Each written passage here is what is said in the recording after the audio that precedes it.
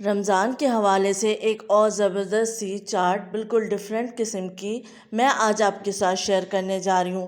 بہت ہی مزیدار بنتی ہے اور بہت آسان ریسیپی ہے۔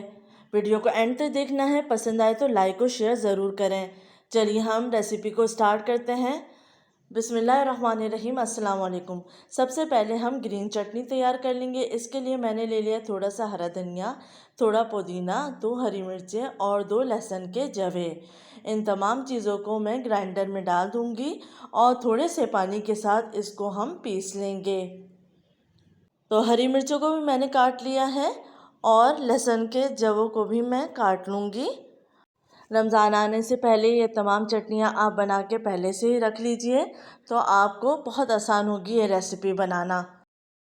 تو اس کو تھوڑے سے پانی کے ساتھ پیس لیا ہے۔ اب اس میں ڈالیں 1/4 ٹی اسپون نمک اور چند قطرے لیمن جوس کے اور اس کو تھوڑا سا مکس کر لیں گے۔ تو یہ گرین چٹنی تیار ہو چکی ہے۔ اس کو بنا کے آپ اسٹور بھی کر سکتے ہیں۔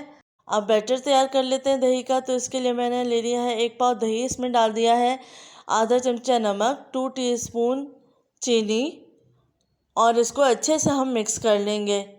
بہت اچھے سے مکس کر لینا ہے، دہی میں پانی ڈالنے کی ضرورت نہیں ہے۔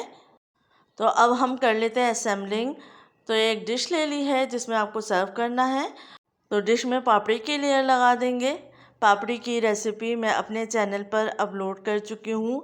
تو پاپڑی اور چٹنیاں وغیرہ آپ پہلے سے ہی بنا کے رکھ لیں تاکہ چاٹ بنانے میں آسانی ہو۔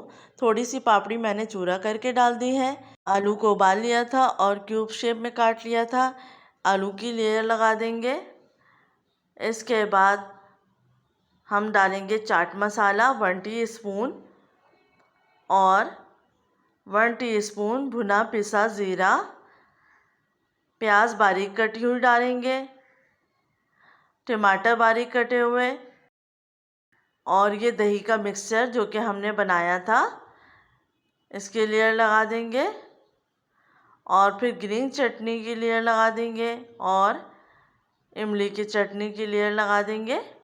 املی کی چٹنی کی ریسیپی بھی میں اپنے چینل پہ اپلوڈ کر چکی ہوں، وہاں سے آپ دیکھ سکتے ہیں۔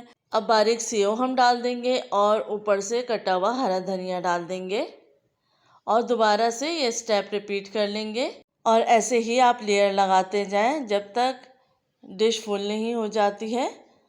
تو اسی طریقے سے لیئر لگاتے رہیں۔ چٹنیاں آپ نے پہلے سے بنا کے رکھی ہیں، پاپڑی آپ نے پہلے سے بنا کے رکھی ہے، تو یہ چاٹ جھٹ پر تیار ہو جائے گی۔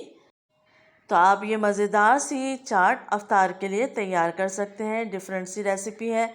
تو اسی طرح لیئر لگانے کے بعد آخر میں ہم اوپر تھوڑی سی چورا کی ہوئی پاپڑی ڈال دیں گے اور آخر میں ہم سائڈ میں پاپڑی ثابت لگا دیں گے ڈیکوریشن کے لیے اور پھر لاسٹ میں ایک اور لیئر لگا دیں گے۔ زبردستی پاپڑی چاٹ تیار ہو چکی ہے۔ امید ہے آپ کو پسند آئے گی۔ اپنا خیال رکھیے گا۔